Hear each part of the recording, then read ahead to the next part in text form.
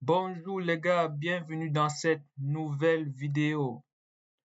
Alors aujourd'hui les gars, on va commencer notre série sur la création d'un modèle OCR de A à Z les gars. Donc on va coder toutes les fonctions de A à Z. On va pas utiliser les librairies externes comme OpenCV ou peut-être autre chose. On va essayer de créer nos propres fonctions nous-mêmes. Je fais ceci suite à votre demande parce j'avais présenté un projet OCR que j'avais fait. J'ai vu ça intéresser pas mal d'entre vous et on va essayer de faire ces fonctions-là. Ça va nous permettre de voir un peu comment on applique les mathématiques en traitement d'image et comment ça se passe, les gars. Vous allez voir que généralement en traitement d'image, tout ce qui est fait, les gars, ce n'est qu'utiliser les fonctions qu'on connaît déjà en mathématiques pour pouvoir extraire des informations dans les images, les gars. Donc aujourd'hui, on va parler d'une fonction spéciale. On va parler de la fonction dessous, les gars. Déjà, avant de parler de ça, dans les vidéos précédentes où j'ai commencé à parler de traitement d'image, chaque fois on parlait de seuillage, les gars. On parlait de seuillage qui consistait par exemple à fixer un seuil pour pouvoir séparer les pixels en deux classes, les gars. Mais vous avez peut-être remarqué déjà que la limite c'est quoi? À chaque fois, c'était à moi de visualiser par exemple l'histogramme et de fixer un seuil. Maintenant, cet algorithme que je vais vous présenter aujourd'hui vient régler ce problème, les gars. Ça vient faire quoi? D'éviter, en fait, ça choisit le seuil automatiquement et c'est très efficace. Bon, il y a des alternatives à cet algorithme comme par exemple le K-means. Vous pouvez utiliser les algorithmes comme le K-means pour pouvoir séparer les classes, les pixels d'une image en deux classes par exemple. Mais l'algorithme d'au-dessous, je ne sais pas si je prononce bien, est très efficace pour ça, les gars. Déjà, je peux vous montrer cet algorithme ici. Voilà. Il s'agit de cet algorithme, les gars. Vous pouvez aller voir sur Wikipédia, les gars. L'algorithme d'au-dessous, c'est comme ça. Et déjà, ça vous donne déjà même la formule ici. Donc, on va essayer d'implémenter cet algorithme aujourd'hui pour pouvoir faire quoi? Diviser en deux classes ou peut-être binariser une image. Comme par exemple ici, voilà. Je vous montre l'exemple. On a cette image, les gars. Et nous, on a cette image initialement. Et nous, on souhaite obtenir comme ça en deux classes juste les pixels noirs et les pixels blancs. Déjà, on veut séparer les pixels comme ceci, les gars. Parce que une fois qu'on fait ça, et plus tard, vous allez voir à quoi ça va nous servir dans notre application. Mais déjà, j'aimerais bien, je voudrais d'abord vous montrer cet algorithme. On va essayer de l'implémenter ici sur Wikipédia. Sur Wikipédia, on vous donne déjà les étapes de l'algorithme. Donc, c'est ce qu'on va faire tout à l'heure.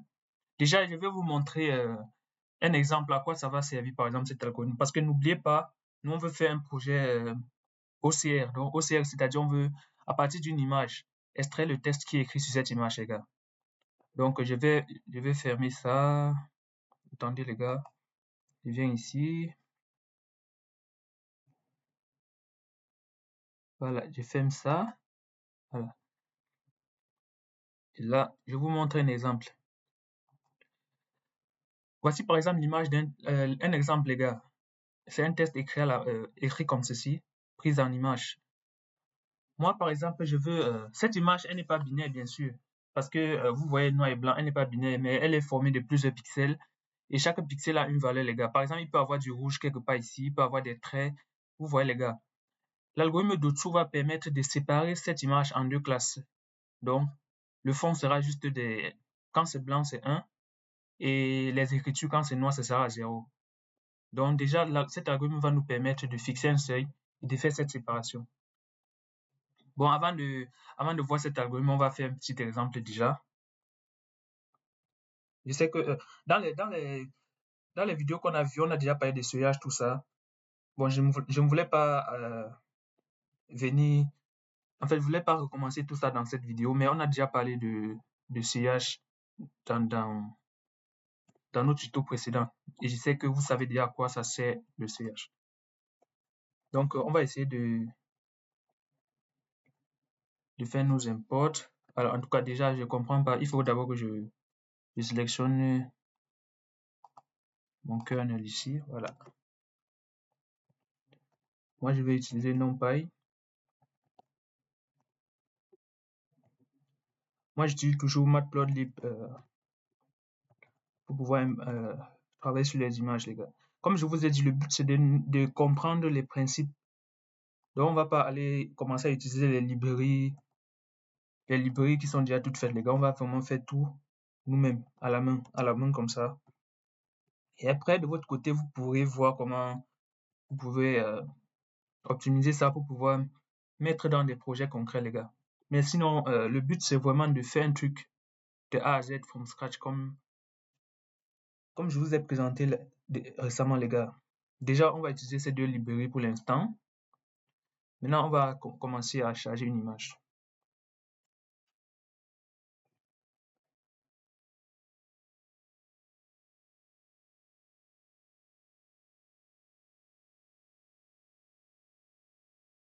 Donc, c'est ImageReader. On peut charger quelle image d'exemple?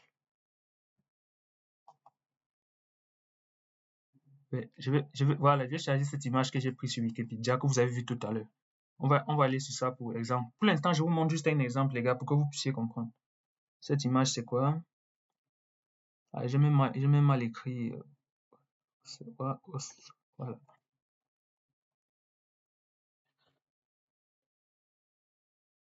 Bon, comme cette image est en RGB, je vais... qu'est-ce que je peux faire? Je vais juste calculer une moyenne pour pouvoir mettre ça en niveau de gris, les gars. Là, je lui passe mon image. Surtout, faut préciser ici que...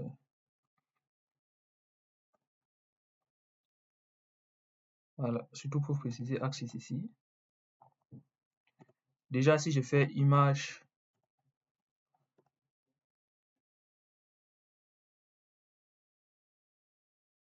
Voilà. Déjà, les gars, vous voyez que j'ai passé mon image en niveau de gris ici. En fait, c'est pour éviter euh, de travailler en RGB, tout ça. Ça nous sert pas, c'est pas très important. Mais en calculant juste la moyenne, il calcule juste la moyenne de ma matrice des pixels. Comme ça, on obtient une image en niveau de gris. Maintenant, qu'est-ce qu'on peut faire? Affichons notre image pour voir. En fait, ça, c'est des manipulations qu'on a eu l'habitude à faire sur la chaîne. Donc, je sais que vous savez déjà tout ça. Mais je le fais quand même pour vous montrer pourquoi on va implémenter l'algorithme j'oublie tout le nom. Pourquoi on va implémenter l'algorithme d'au-dessous là, les gars. Je fais ça pour que vous voyez pourquoi. Donc, euh, faisons imshow. Surtout, n'oublions pas de passer notre image ici.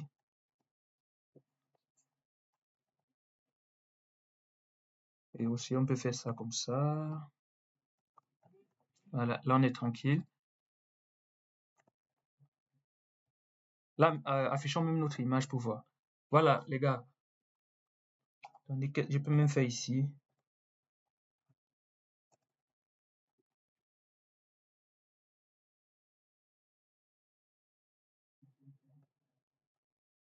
Voilà, je pense que c'est bon. Voilà. Vous voyez, voici notre image originale. Mais vous voyez qu'en fait, on a des pixels. Notre image est vraiment répartie sur un niveau de gris. Mais nous, on aimerait détecter, par exemple, cette maison et le ciel. Vous voyez, on veut, par exemple, séparer la maison du ciel. Là, par exemple, on ne peut pas le faire directement parce que les pixels sont distribués sur l'image. Mais on veut avoir ces deux classes parce qu'on voit bien que sur cette image, il y a deux classes. Il y a le ciel et il y a la maison. Mais pour l'instant, on peut pas la voir parce que les pixels sont encore distribués sur des 0 à 255. 255. Maintenant, on va donc fixer un seuillage qui va permettre de séparer cette image en deux classes. Donc, allons-y ici. Je peux faire image. Voilà, pour fixer ce seuillage, vous vous souvenez les gars, qu'est-ce qu'on faisait? On, on, on affichait d'abord l'histogramme. Donc, on va faire ceci. IAIS comme ça. On lui passe image, point. Oui, on fait ça comme ça. On lui passe un bins comme ça.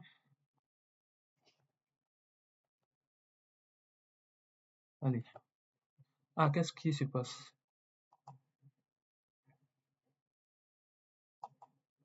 peut-être il me faut faire...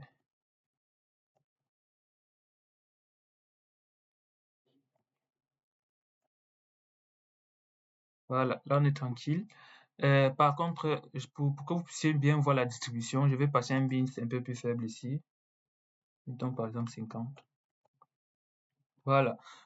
Là, les gars, on voit un peu la distribution des pixels de notre image. En faisant juste l'histogramme, on voit clairement que on peut avoir deux classes. Par exemple, on peut avoir ces classes des pixels qui sont ici en bas. Et après, on a une classe des pixels assez blancs ici, proche de 1. Donc, les pixels qui sont à 1 ici, sûrement ça représente le ciel, qui est plus ou blanc, qui est plus ou moins blanc comme ça. Et les pixels qui sont plus proches de 0, ou bien qui sont compris entre 0 et 0,8 par exemple, représentent sûrement la maison, parce que la maison est un peu plus sombre. Donc, on va donc fixer un seuil et on va binariser cette image. Vous verrez maintenant.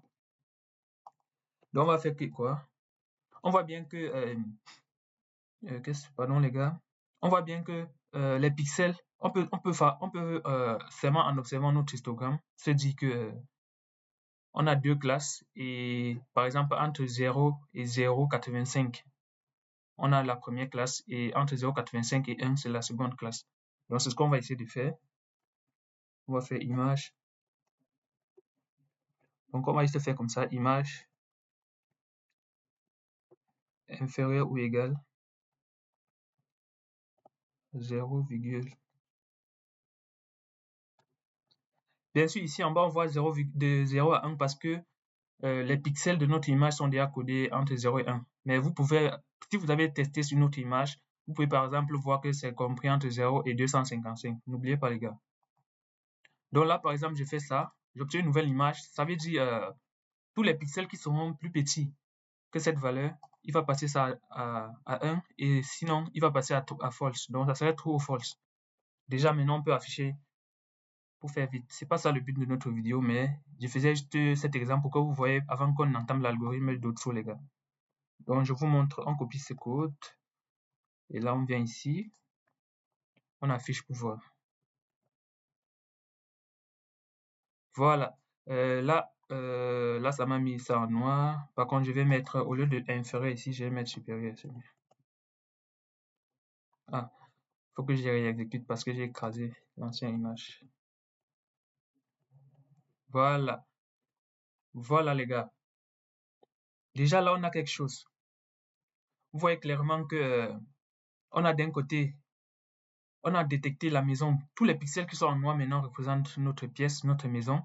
Et tous les pixels qui sont en blanc ici représentent le ciel, les gars. Et vous voyez bien qu'on a réussi à séparer en fait le ciel et la maison. Donc là, par exemple, on sait que dans cette région se trouve la maison et dans cette autre région se trouve le ciel. On peut essayer par exemple de diminuer ces seuils ou peut-être d'augmenter. Essayons un peu de diminuer par exemple, mettons à 0,8. Ah, par contre, comme j'écrase l'image, à chaque fois, il faut que je redémarre ici. Voilà, plus ou moins. Je pense que je vais encore diminuer. Je vais mettre par exemple à 0,6 ici parce qu'on voit que à ce niveau, ça commence à décroître par exemple. Donc, je vais mettre à 0, allez, disons 0,7 voire.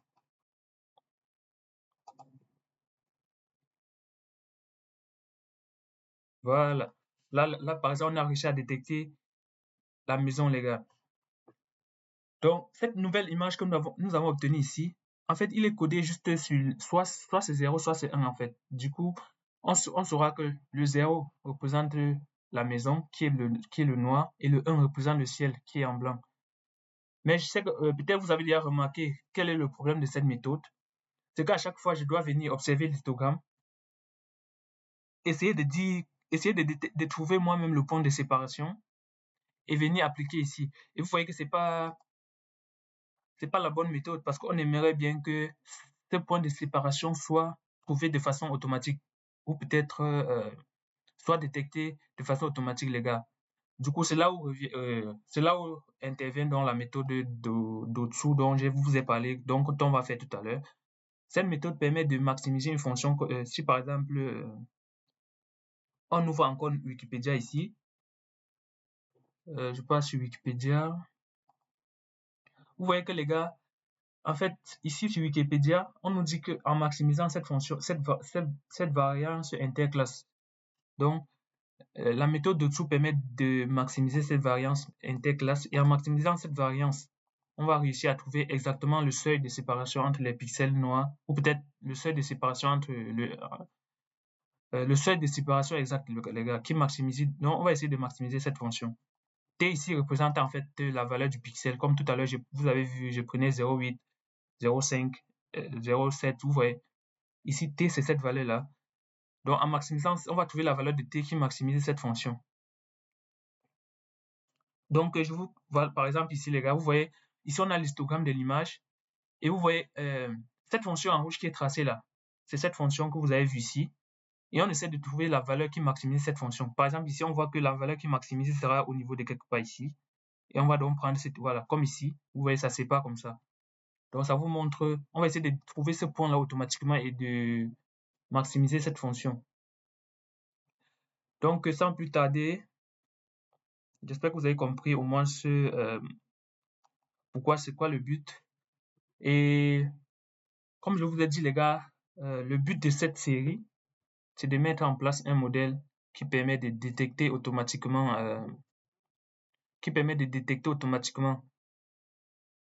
comment dire, qui permet en fait de faire de l'OCR, donc c'est-à-dire à partir d'une image, de scanner l'image, extraire les écritures de cette image, d'envoyer ça à un modèle, et ce modèle fait des prédictions pour pouvoir retourner, en fait, à partir d'une image, on numérise cette image, les gars.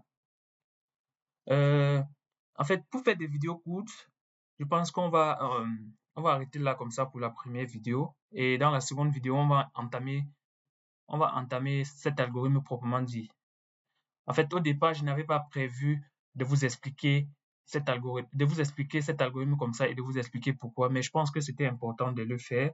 Donc, les gars, à tout à l'heure on se donne rendez-vous dans la seconde vidéo pour pouvoir implémenter cet algorithme. Donc, dans la seconde vidéo, on va implémenter cet algorithme from scratch, les gars. Donc, les gars, d'ici là, portez-vous bien et juste après pour la seconde vidéo, les gars. Ciao, ciao.